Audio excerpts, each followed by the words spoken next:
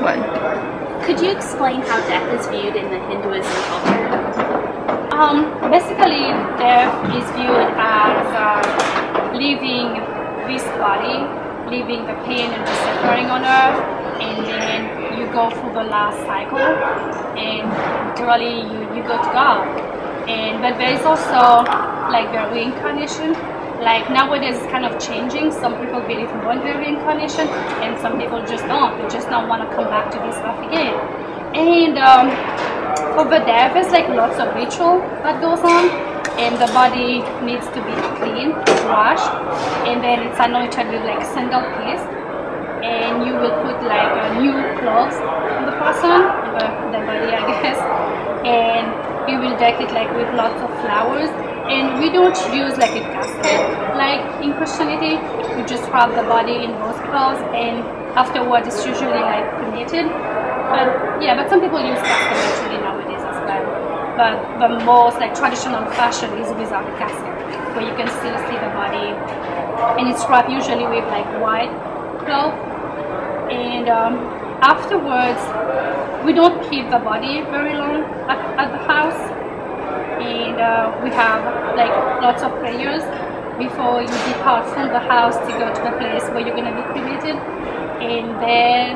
And there's one thing interesting is like women are usually not allowed to go to those places. It's only men. And afterwards, like we have like over tradition that goes on. It's like when the death is gone, the dead body is gone, it doesn't end up there.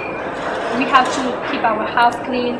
We had to always keep a lamp burning in the house, but then we are not allowed to cook. We're not allowed the first day to light any stove, nothing. We don't cook anything.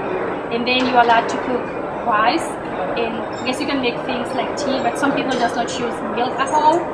And it's really a long process. And after 3 days, before that, the next day we make a meal for people to come over and eat. And then before we eat, we have to select all the food that the person used to like when he was or she was alive, and we put that aside for that person.